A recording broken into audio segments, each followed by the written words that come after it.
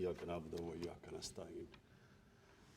میں واقعی آج بڑا خوش ہوں کیونکہ بڑی 3 مہینے محنت اور کوشش کے بعد یہ کانسیپٹ کلیئر ہوا، اور ڈاکٹر انیس جو چیئرمین ہیں، میں ان کا خاص طور پہ شکر گزار بھی ہوں اور ان کو خراج تحسین بھی پیش کرتا ہوں کہ انہوں نے ایک پورا روڈ میپ اب سامنے رکھا ہے کہ اب یہ جو رحمۃ اللہ عالمین اتھارٹی ہے، اس کے کون کون سے سٹیپس ہوں گے، immediate term, short term, medium term اور لانگ ٹرم۔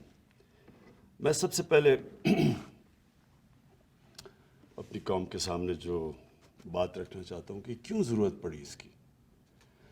سب سے پہلے مجھے یہ احساس ہوا کہ جو ہمارے یوتھ ہیں، ہمارے جو بچے ہیں، ان کو پوری طرح سمجھ ہی نہیں ہے کہ یہ ملک بنا کیوں تھا، اور ہمارے نبی صلی اللہ علیہ وسلم ان کا پیغام کیا تھا، کیوں ان کو فالو کرنے کے لیے اللہ نے حکم دیا قرآن میں۔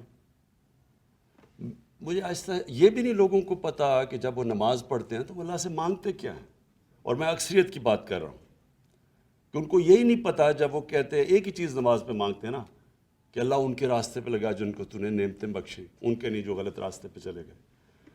تو جن کو اللہ نے نعمتیں بخشی سب سے زیادہ وہ تو ہمارے نبی صلی اللہ علیہ وسلم تھے، باقی بھی پیغمبر تھے۔ تو اصل میں تو ہم سارا وقت نماز پہ ایک ہی چیز مانگ رہے ہوتے ہیں کہ ان کے راستے پہ چلو۔ تو ان کا راستہ کیوں اتنا ضروری ہے؟ کیا ہمیں سمجھ ہے کہ اللہ کیوں ہمیں کہتا ہے ان کے راستے پہ چلو؟ کیونکہ دنیا کی تاریخ کا کبھی کسی انسان نے وہ اچیو نہیں کیا، کبھی اس کی یعنی آپ 5% بھی اچیومنٹ نہیں جو کہ ہمارے نبی صلی اللہ علیہ وسلم نے کی، اور نہ کوئی کر سکتا ہے۔ یہ جب 100 گریٹسٹ مین ان کے اوپر ایک کتاب ہے، پتہ نہیں اس کا کیا نام ہے، ہارٹ یا کچھ ہے، وہ نمبر 1 پہ ان کو کیوں رکھتا ہے؟ وہ تو مسلمان نہیں ہے، لیکن وہ اچیومنٹس پہ رکھتا ہے کہ کسی انسان نے وہ چیزیں اچیو نہیں کی۔ تو اللہ ہمیں کیوں کہتا ہے کہ ان کے راستے پہ چلو؟ ہماری بہتری کے لیے۔ جب وہ کہتا ہے کہ وہ 2 راستے آپ کے سامنے ہیں، ایک اللہ کی وہ راستے جس پہ اللہ نے نعمتیں بخشی ہیں، تو وہ جو راستہ ہے وہ آسان راستہ نہیں ہے، کیونکہ نبی صلی اللہ علیہ وسلم کا آسان راستہ نہیں تھا، لیکن وہ انسان کی عظمت کا راستہ تھا۔ تو ہمیں مجھے احساس ہونا شروع ہوا بہت پہلے، پولیٹکس میں آنے سے بھی پہلے، کہ مجھے یہ احساس ہونا شروع ہوا کہ ہمیں کسی کو، میں نے جب کم از کم میں جب اسکول میں تھا تو میں نے جب پڑھا تو مجھے کبھی یہ چیزیں نہیں کسی نے بتائی۔ مجھے میری دینیات اور اسلامیات کی کلاس کے اندر مجھے کبھی یہ نہیں بتایا گیا کہ کیوں میں نبی صلی اللہ علیہ وسلم کے راستے پہ چلوں۔ پھر مجھے یہ بھی نہیں بتایا گیا کہ وہ ریاست مدینہ، وہ اس کے کیا پرنسپلز تھے کہ ایک دم وہ لوگ جن کی حیثیت ہی کوئی نہیں تھی، دیکھتے دیکھتے 2 سپر پاورز ان کے سامنے گرتی ہیں اور دنیا کی امامت کرنا شروع کر دیتے ہیں۔ وہ کون سے پرنسپلز تھے؟ ہمیں تو سارا وقت جو بتایا گیا تھا کہ دیکھیں جی اگر آپ نے آگے بڑھنا ہے تو وہ برطانیہ، اور میں جب اسکول میں تھا تو نہیں ہمیں آزادی ملی تھی، تو ہماری بھی ذہنی غلامی تھی کہ ان کے راستے پہ چلو۔ وہ دیکھو وہ جو انگریز ہے، جو ان کا سسٹم ہے، جو ویسٹ منسٹر ڈیموکریسی ہے، اس کے راستے پہ چلو اگر اوپر جانا ہے۔ ہمیں پڑھایا کچھ جاتا تھا، لیکن اصل میں ہمیں یہ کہا جاتا تھا کہ اصل میں انسان اوپر جا ہی نہیں سکتا جب تک ان کے راستے پہ نہ چلو جنہوں نے آپ کے اوپر حکومت کی تھی۔ اور یہ سب سے بڑا مسئلہ ہے کہ ہمارے میں ایک ڈسکنیکٹ ہے۔ ہماری ہم جب دین کی اپنے بچوں کو تعلیم دیتے ہیں، ہم ان کو یہ بتا ہی نہیں سکتے کہ کیا وجہ ہے کہ آپ کو یہ جو ہم آپ کو پڑھاتے ہیں کہ ان کے راستے پہ کیوں چلو۔ تو دیکھیں، میں کوئی اسلامک اسکالر نہیں ہوں، میری تو اپنی زندگی سے سارے تجربہ ہوا ہے مجھے۔ میں تو اسلام کی طرف، دین کی طرف، اسلام تو خیر ہم پیدا ہی اسلام میں ہوئے تھے، لیکن دین کی طرف سے تو میں اپنی زندگی کے تجربے سے آیا ہوں۔ اور وہ کیسے؟ کیونکہ مجھے 2 مختلف کلچرز کو میں نے اندر سے دیکھا۔ اپنے پاکستان کا تو میں ماں باپ اور ہمارے اسکول کلچر تو دیکھ ہی لیا تھا، لیکن میں نے مغربی کلچر کو اندر سے دیکھا، اور پھر میں نے اپنا تجزیہ کر کے میں پھر ان نتیجوں پہ پہنچا، اور آہستہ آہستہ جو اصل چینج جب میرے میں آیا، جب میں نے نبی صلی اللہ علیہ وسلم کی زندگی پڑھی، ان کی سیرت پڑھی، اسٹڈی کیا اس کو، تو اصل میں تو چینج تب میرے میں آیا۔ تو میں یہ سمجھتا ہوں کہ جو ہم نے اپنے بچوں کو اگر ہم نے صحیح تربیت دے دی اور صحیح معنی میں ان کو سیرت نبی، ان کو اسکول سے ان کو صرف بتا دیا کہ وہ ان کا راستہ کیا تھا، یہی اس قوم کو اوپر اٹھا دے گی، کیونکہ کوئی قوم جس کا کیریکٹر بڑا نہیں ہوتا وہ بڑی قوم نہیں بن سکتی۔ تو جو انہوں نے مدینہ میں کیا کیا تھا، انہوں نے سب سے پہلے تو 2 پرنسپلز پہ مدینہ کی ریاست بنائی، عدل اور انصاف اور فلاحی ریاست، اور انہوں نے پھر انسانوں کی کیریکٹر بلڈنگ کی۔ وہی لوگ تھے، انہوں نے ان کو جو کیریکٹر کی ٹرانسفارمیشن کی، یہی چینج تھا۔ تو وہ تو دنیا کے سامنے وہ لوگ جو عرب 2 سپر پاورز کے بیچ میں تھے، کوئی حیثیت نہیں تھی، وہ ایک تاریخ ہے، یہ کوئی یعنی باقی اللہ کے پیغمبروں کی تاریخ میں اس طرح ڈیلی زندگی کسی کی بھی نہیں ہے۔ یہ ہمیں اپنے نبی کی تو ہمیں پہلے دن سے پتہ ہے کہ ان کی زندگی کب انہوں نے ہجرت کی اور پھر کب دنیا سے گئے، وہ سارے ان کا ریکارڈ ہے ہمارے پاس، کہ کب جنگ بدر ہوئی، پھر خندق ہوئی، پھر وہ جو ان کو صلح حدیبیہ ہوئی، یہ سارا تاریخ کا حصہ ہے۔ تو ایک سمجھ لیں، ہمیں کبھی اپنے آپ سے پوچھتے رہیں کہ یہ کیا ٹرانسفارمیشن تھی کہ ایک دم، یہ کہیں بھی دنیا کا اس کی کوئی مثال نہیں ہے کہ ایک دم ٹرانسفارم ہو کے ایک دنیا کی امامت کی۔ اس لیے اللہ کہتا ہے کہ ان کی زندگی سے سیکھو، ہماری بہتری کے لیے۔ ہم اگر اس پہ چلیں گے قوم اٹھ جائے گی، اگر انسان ان کو کاپی کرے گا وہ کیریکٹر بڑا ہو جائے گا۔ پھر جب سے مجھے حکومت ملی تو میں نے یہ کیوں میں نے رحمت اللہ عالمین اتھارٹی کا فیصلہ کیا، سب سے پہلے میں کیونکہ مغربی کلچر بھی سمجھتا تھا، اپنا بھی کلچر دیکھا، تو میں نے یہ ریئلائز کیا کہ گورنمنٹ کئی چیزیں نہیں ٹھیک کر سکتی۔ کیا نہیں ہم ٹھیک کر سکتے؟ مدینہ کی ریاست میں جو قرآن کی آیت ہے امر بالمعروف، اچھائی کے ساتھ کھڑی ہو اور برائی کو ختم کرو، یہ جو برائی کے خلاف کھڑے ہو، یہ جو بیسک جس کو ایک مورالٹی یا ایتھکس ایک سوسائٹی کی اس کے اوپر بیس ہوتی ہے۔ تو میں نے جب دیکھا کہ ہمارے سے وہ بہت آگے ہے، مغرب برطانیہ کا جو سوسائٹی ہے وہ ہمارے سے بہت آگے ہے، وہ واقعی برائی کو دباتی ہے اور اچھائی کے ساتھ کھڑی ہوتی ہے۔ ان کی جو ایتھکس ہے، ان کی جو مورالٹی ہمارے سے بہت آگے ہے۔ کبھی بھی وہاں کوئی تصور بھی نہیں کر سکتا کہ وہ پبلک کا پیسہ چوری کرے، کوئی مقصود چپڑاسی کے نام پہ 4.25 ارب روپیہ رکھتے اور وہ کئی شکل بھی دکھا سکے۔ سوسائٹی روکتی ہے اس کو، کیونکہ میں نے تو وہاں دیکھا ہوا ہے۔ وہاں ایک لارڈ آرچر تھا، بڑا قریب تھا مارگریٹ تھیچر کے، وہ صرف اس نے عدالت میں جا کے اس کا جھوٹ پکڑا گیا، 3 سال جیل میں گزارا۔ سب سے طاقتور پرائم منسٹر کا وہ قریبی آدمی تھا، لارڈ آرچر نے 3 سال جیل میں گزاری، کوئی اس کو کھانے پہ نہیں بلاتا تھا۔ سنگاپور میں لی کوان یو نے جب سنگاپور کو چینج کیا، جب سنگاپور میں بھی بڑی کرپشن تھی، اس نے جب کرپشن چینج کیا، ذہن چینج کیا، امر بالمعروف وہ امپلیمنٹ کیا، تو اس کا جب قریبی دوست تھا جو منسٹر، جب اس نے کرپشن کی پکڑا گیا، خودکشی کی اس نے، کیونکہ اس کو پتا تھا معاشرے میں اب مجھے کوئی آنے نہیں دے گا۔ میں اپنی کیبنٹ کو بھی بتاتا رہتا ہوں کہ امریکہ کے اندر ایک بہت بڑا ملٹی بلینئر تھا، بانی میڈوف، اس کے اوپر فلم بھی بنی ہوئی ہے۔ سب سے سارے بڑے بڑے لوگ سیلیبریٹیز اس کو ملا کرتے تھے، سب سے طاقتور بڑا پرومیننٹ آدمی گنا جاتا تھا، امیر ترین تھا۔ پتہ وہ ایک فراڈ سکیم، پونزی سکیم میں پکڑا گیا۔ اس کے 2 بیٹے تھے، ایک نے خودکشی کی، دوسرا گھر کے اندر ہی بند ہو گیا اور بیماری سے مر گیا، بیوی نے طلاق دے دی. ابھی رپورٹ ایک اور ابھی دیکھ رہا تھا, اس کی بہن اور اس کی بہن کے ہسبینڈ نے خودکشی کر لی. یہ کیوں کی ہے؟ کیونکہ معاشرے کے اندر جگہ ختم ہو جاتی ہے ان کی. تو ہم اگر کرپشن سے یہاں لڑنا ہے, اور یہ یاد رکھیں کہ ملک صرف غریب اس لیے ہوتے ہیں کرپشن کی وجہ سے. ساری دنیا کے اندر آپ اسٹڈی کر لیں جو غریب ملک ہے, ہر ملک کے اندر کرپشن ہے جو غریب ہے. اور سوئٹزرلینڈ جیسا ملک جس کے کوئی وسائل ہی نہیں ہے سب سے امیر ترین ملک ہے, کیونکہ وہاں کرپشن نہیں ہے, رول آف لا انڈیکس میں سب سے اوپر ہے. تو اس کے اندر یہ میں صرف مجھے آہستہ آہستہ احساس ہوا ہمارے ملک میں کہ ہم کرپشن کو ایکسیپٹیبل کر بیٹھے ہیں. یہ سب سے زیادہ ایک معاشرے کو تباہ کرنا ہے. معاشرے کے اندر برائی کو ایکسیپٹ کر جاؤ. جس طرح مولانا رومی سے کسی نے پوچھا کہ قوم کیسے مرتی ہے, اس نے کہا اچھے برے کی تمیز ختم کرتی ہے قوم مر جاتی ہے. اب برائی کو برائی نہ سمجھے, محنت کون کرے گا؟ اگر چوری میں برائی نہیں ہے تو میں کیوں پڑھوں, میں کیوں محنت کروں؟ جب میں آرام سے قبضہ گروپ بن جاؤں یا میں کوئی منسٹر بن کے پیسے بنانا, میں کیوں محنت کروں؟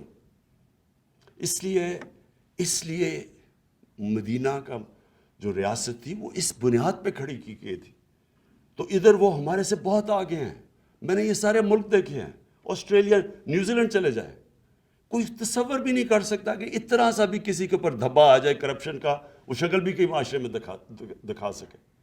تو یہ اس لیے اپنے بچوں کو ہمیں سیرت نبی پڑھانی ہے, تاکہ ہمارے بچے جب قوم فیصلہ کرے گی کہ ہم نے کسی نے بدی کی, برائی کی, قوم اس کو آئسولیٹ کرے گی. جاپان کے اندر منسٹر کوئی پکڑا جاتا ہے, عام زبان کے اندر ان کے وزیر خودکشی کر لیتے ہیں, کیونکہ معاشرے میں جگہ ختم ہو جاتی ہے. آپ وہ چوروں کے اوپر پھول پھینکیں گے, آپ کے مین لوگ وہ نیب کے کورٹ پہ جا رہے ہیں, پھول پھینک رہے ہیں, وہ جا کے ایک باہر بھاگ گیا ہے, جھوٹ بول کے وہ باہر بھاگا ہوا ہے, اربوں روپے کی پراپرٹیز میں بیٹھا ہے. یہاں بڑے بڑے صحافی کہہ رہے ہیں جی اسے تقریر کرنے دو. کوئی کسی وکیلوں نے کہا کہ جی اس کو پھر سے اس کے بین ختم کرو, کہ پھر سے اسے اجازت دو الیکشن لڑنے کی. تو یہ ہے ہماری معاشرہ. اس لیے نہیں کہ اللہ نے وسائل کی کمی رکھی ہے. دوسری چیز, جب میں نے پولیس چیفز کو بلایا شروع میں اور کرائم چارٹ دیکھا, آئی جیز کو, میں نے کہا کہ کون سی کرائم سب سے زیادہ ہے, اور میں 3 سال پہلے کی بات کر رہا ہوں. مجھے یہاں اسلام آباد آئی جی نے اور پنجاب, انہوں نے کہا جی سیکس کرائم تیزی سے اوپر جا رہی ہے. اور وہاں قصور میں واقعہ ہوا تھا بچوں کے ساتھ چائلڈ پورنوگرافی کا. میں نے بڑے چن کے ایک ڈی آئی جی کو چنا, اور میں نے کہا تم خود جا کے, کیونکہ وہاں کچھ پکڑا کوئی نہیں جا رہا تھا. تو ڈی آئی جی نے جب واپس آ کے مجھے رپورٹ دی, تب سے مجھے خوف ہونا شروع ہوا. پہلے تو سیکس کرائم سارے پاکستان میں بڑھ رہی تھی. دوسرا, اس نے جو رپورٹ دی اس نے کہا جی وہاں اس نے کہا جب تک آپ نے ٹیچرز کو, علماء کو, معززین کو ساتھ نہ ملا کے پوری کیمپین نہ کی, ہم کچھ نہیں کر سکتے, کیونکہ کوئی رپورٹ ہی نہیں کرتا کرائم. اب پولیس تو تب پکڑے گی جب کوئی کرائم رپورٹ کرے گا. تو جب کوئی کرائم ہی نہیں رپورٹ کر رہا, پولیس نے کیا ایکشن لینا ہے؟ تو آہستہ آہستہ یہاں بھی جب میں نے کرائم چارٹ دیکھا تو ریپ اور چائلڈ ابیوز, جو بچوں سے زیادتی ہے, وہ دونوں بڑھ رہی ہیں. اور اس کی جو سب سے تکلیف دہ چیز ہے کہ 1% بھی نہیں رپورٹ ہوتی پولیس میں. لوگوں کو شرم آتی ہے, فیملیز شرما جاتی ہیں, گھبراتے ہیں کہ ہماری بری پبلسٹی ہوگی, وہ چپ کر جاتے ہیں بیچارے. تو تب میں نے پھر سوچا کہ یہ صرف گورنمنٹ اس کا مقابلہ نہیں کر سکتی, اس کا معاشرہ اس کے خلاف مقابلہ کرے گا. اور معاشرہ تب مقابلہ کرے گا جب ہم معاشرے کے اندر یہ ایتھکس تو دیں, لوگوں کو بتائیں تو صحیح کہ کیوں اسلام کے اندر یہ جو ہمارا پردے کا کانسیپٹ ہے, اور میں صرف کپڑوں کی بات نہیں کر رہا, آنکھوں کا پردہ, یہ جو کانسیپٹ ہے یہ کیوں ہے. اور پھر کیونکہ میں نے مغرب بھی دیکھا ہوا ہے اور یہاں کی بھی سوسائٹی دیکھی ہے. میں جب شروع میں گیا برطانیہ تو 14 میں 1 طلاق ہوتی تھی وہاں, اور دیکھتے دیکھتے وہاں 70% طلاقیں شروع ہو گئی. کیا چینج آیا؟ ان کی جو پبلک موریلٹی تھی وہ چینج ہو گئی. جو ٹی وی پہ اور فلموں پہ جو چیزیں آنی شروع ہوئی وہ آہستہ آہستہ زیادہ فحاشی بڑھتی گئی. جیسے جیسے تو پھر جب ہم اپنا دین کو اسٹڈی کرتے ہیں کہ یہ پردہ کیا کانسیپٹ ہے. پردہ تو فیملی سسٹم کو پروٹیکٹ کرنے کے لیے. اور اس کے اوپر اگر کبھی کسی نے سمجھایا لوگوں کو کہ اس کے پیچھے کیا ہے. ہم تو صرف کیا کہتے ہیں آرڈر کر دیتے کہ جی کپڑے ایسے کرو ویسے کرو. پہلے اس کی سائیکالوجی تو پیچھے بتائیں کہ کیوں کہہ رہے ہیں آپ, کیونکہ اس کے پیچھے تو بڑا فلسفہ ہے. اور جیسے جیسے ایک سوسائٹی کے اندر آپ فحاشی بڑھاتے رہے, سب سے پہلا مسئلہ آتا ہے فیملی سسٹم میں. آپ اگر ہالی ووڈ کے اندر ذرا کبھی پڑھ لیں کہ ہالی ووڈ میں جدھر سے سارا ٹرینڈز نکلتی ہیں تو وہاں ایک شادی 2.5 سال لاسٹ کرتی ہے ایوریج پہ, کیونکہ آپ بڑھاتے جائیں گے وہ اس کا ڈائریکٹ امپیکٹ فیملی سسٹم پہ پڑے گا. اور پھر فیملی سسٹم جب ایک گھر ٹوٹتا ہے تو اس کے کیا معاشرے کے اوپر مسئلے آتے ہیں. کیوں ہمارے دین کے اندر اتنا زور ہے کہ اپنی فیملی کو پروٹیکٹ کرو. ڈیورس کیوں اتنی بری سمجھی جاتی ہے؟ کیونکہ اس کا بچوں پہ افیکٹ پڑتا ہے. تو جب ہم وہاں دیکھتا ہوں تو ان کی بہت بڑی تباہی آئی ہے اس کی وجہ سے. سارا مغرب کے اندر پچھلے 30-40 سال دیکھیں فیملی سسٹم ٹوٹتا جا رہا ہے. ہم ان سے بہت آگے. اللہ نے ہمارا فیملی سسٹم ابھی بھی پروٹیکٹ کیا ہوا ہے, اور ابھی بھی ہمارے علماء کو, ہماری یہ اتھارٹی, کم از کم ہم اپنے یوتھ کو یونیورسٹیز میں کالج میں بتائیں تو صحیح کہ فلسفہ اس کے پیچھے کیا ہے, کیا پرابلم ہوتا ہے جب فیملی ٹوٹتی ہے. بچوں کے اوپر کیوں نہیں بچے کمپیٹ کر سکتے ایکڈیمکلی جب ایک ٹوٹے ہوئے گھر سے آتے ہیں. ان کے اس کے بڑے اب اس کے اوپر کافی ریسرچ ہوئی ہے, ہمارے لوگوں کو پوری طرح اس کی سمجھ. اس لیے میں نے, کیونکہ یہ معاشرہ لڑتا ہے اس سے, یہ گورنمنٹ نہیں لڑ سکتی. اور تو ہم نے تب سوچا کہ اس کا تو طریقہ یہ ہے کہ ہم اسکالرس کو اکٹھا کریں اور پھر سارے اور بھی علماء سب کو اکٹھا کریں, تقسیم نہ کریں. یہاں ایک یہ بڑا پرابلم ہے کہ سب کی اپنی ڈیڈ اینڈ کی مسجد بٹھا کے دولہدہ چل رہے ہوتے ہیں. مقصد تو ہم سب کا ایک ہی ہے. تو اس لیے کامن گراؤنڈ پہ سب کو اکٹھا کریں اور پھر اپنی اسکولوں سے شروع کریں. جس طرح ڈاکٹر انیس نے بالکل بات ٹھیک کی کہ کارٹونز جو ہیں ان کے اندر آپ دیکھیں کلچر کیا آتا ہے. آپ کارٹون ذرا کبھی دیکھیں, بچے کیا دیکھ رہے ہیں؟ نہ وہاں ماں باپ کی عزت ہے. ماں باپ کی عزت کے پیچھے پورا فلسفہ ہے. فلسفہ کیا ماں باپ کی عزت کے پیچھے؟ ہمارے دین میں کیوں ماں باپ کی عزت ہے؟ آپ ان کے پروگرام دیکھیں جو بچے دیکھ رہے ہیں, اس میں تو ماں باپ کی عزت نہیں ہے, استاد کی عزت ہے. ماں باپ کی عزت کیوں امپورٹنٹ ہے؟ ماں باپ کی عزت اس لیے امپورٹنٹ ہے کہ ماں یا باپ خود جو مرضی زندگی کے اندر گناہ کریں اور برے کام کریں, وہ چاہتے ہیں اپنے بچوں کو ان سے سیکھ کے بچوں کو کہتے ہیں کہ آپ یہ نہ کریں. کیونکہ بچوں کی بھلائی, سب سے زیادہ بلوس جو پیار ہوتا ہے وہ ماں باپ کا بچوں سے ہوتا ہے. تو وہ چاہتے ہیں کہ ہمارے بچے کم از کم ٹھیک ہو. اس لیے قرآن میں کہا کہ ماں باپ کی عزت کرو. اس لیے نہیں کہ ماں باپ فرشتے ہیں, اس لیے کہ ماں باپ اپنی جو غلطیاں کی ہیں وہ یہ نہیں چاہتے ہمارے بچے ہماری غلطیاں دہرائیں. اور یہ سارے جو کانسیپٹس ہیں سمجھانے ہم نے, یعنی ہم نے سوسائٹی کو جب پوری طرح ان کی تربیت کرنی ہے تو یہ کانسیپٹس ہیں ہمارے دین کے, ان کو عام آدمی کی زبان پہ سمجھانا ہے ہم نے. اور جو آپ نے بڑا اچھا, میں صرف آپ کے سامنے رکھوں کیونکہ ڈاکٹر انیس آپ نے پہلی دفعہ بڑی محنت کر کے ایک پورا روڈ میپ آپ بنایا ہے ہمارے رحمۃ اللہ عالمین کا. تو کیریکٹر بلڈنگ کے لیے, اچھا کیریکٹر بلڈنگ کے اندر لیڈرشپ بھی آ جاتی ہے. دیکھیں لیڈرشپ جو دنیا میں کوئی بھی پیمانے پہ دیکھ لیں تو وہ لیڈرشپ کسی انسان کی نہیں تھی جو نبی صلی اللہ علیہ وسلم کی تھی. اس کی ٹیسٹ کیا تھا کہ جو ان کے ارد گرد تھے وہ سارے لیڈر بن گئے, جو ان کو دیکھتے دیکھتے لوگ لیڈر بن گئے.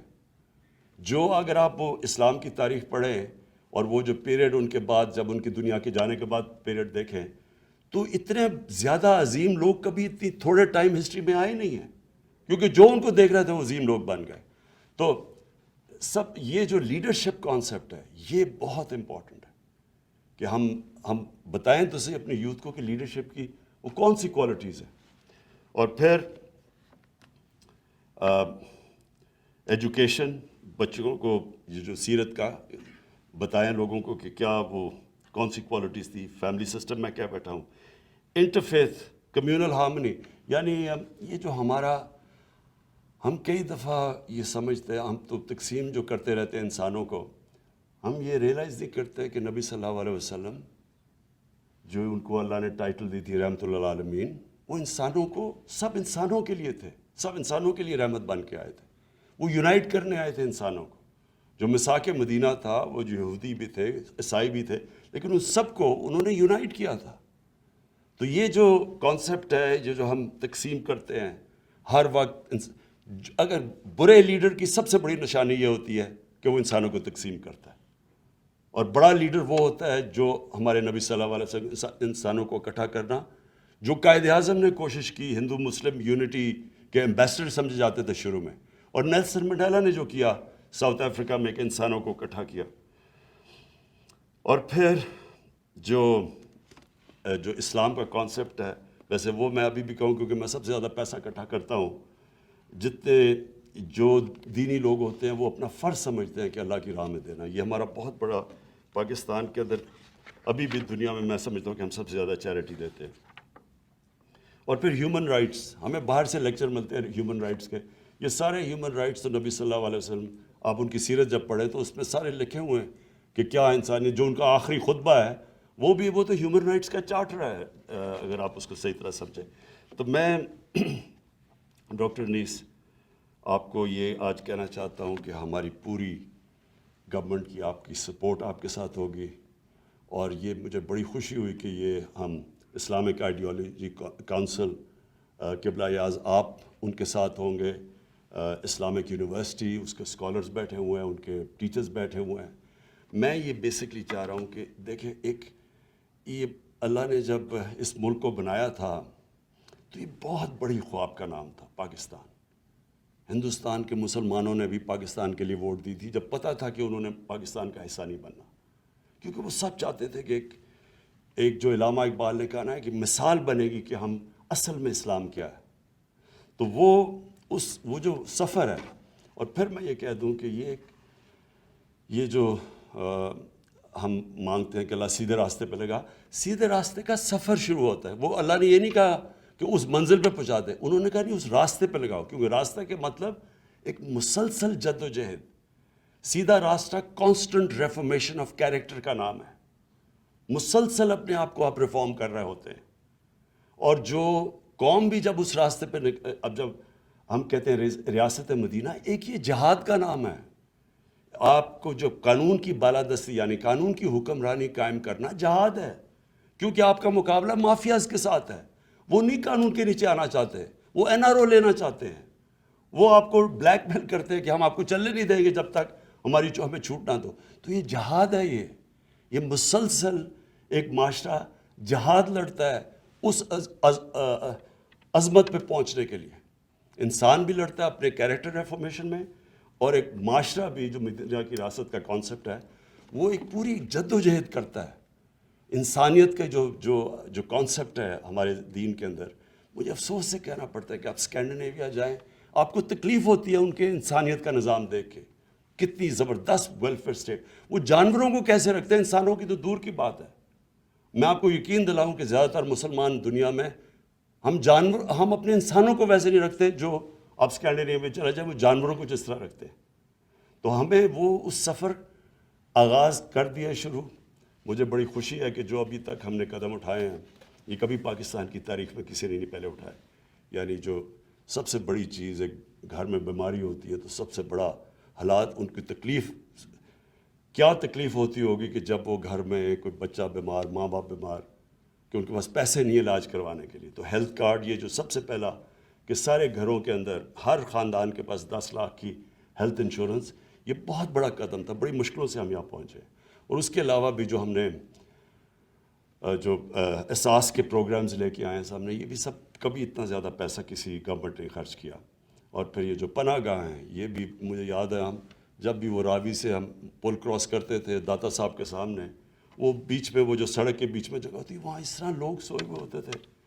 اور میں سوچتا تھا ان کے اوپر وہ سارا ڈیزل کا وہ جو دھواں ہے وہ پڑ رہا ہوتا تھا، ان بیچاروں پہ ساری مٹی پڑی ہوتی تھی. کبھی کسی نے نہیں سوچا کہ کتنا خرچہ آتا ہے کہ آپ پناہ گاہ بنا کے وہ بیچارے وہاں سو جائیں، وہاں کھانا پینا ان کو دے دیں. آپ کوئی خرچہ تو نہیں ہے، احساس صرف چاہیے کہ ایک انسانیت کا آپ کا کانسیپٹ ہو، جو کہ وہ ملک جو اپنے آپ کو مسلمان نہیں کہتے لیکن وہاں ہے۔ تو میں پھر سے اپنی اتھارٹی کو آج جو ممبرز ہیں ہمارے، جو آپ نے ڈاکٹر نے سب کو انٹروڈیوس کروا دیا، اور میں ایجوکیشن ڈپارٹمنٹ کا میں کہنا تھا کہ شفقت محمود جو ہمارے منسٹر ہیں، ان کی پوری آپ کو کوآپریشن ملے گی، پرائم منسٹر آفس کی ملے گی، جتنی بھی گورنمنٹ کی ڈپارٹمنٹس ہیں ہم آپ کے ساتھ پورا کھڑے ہوں گے۔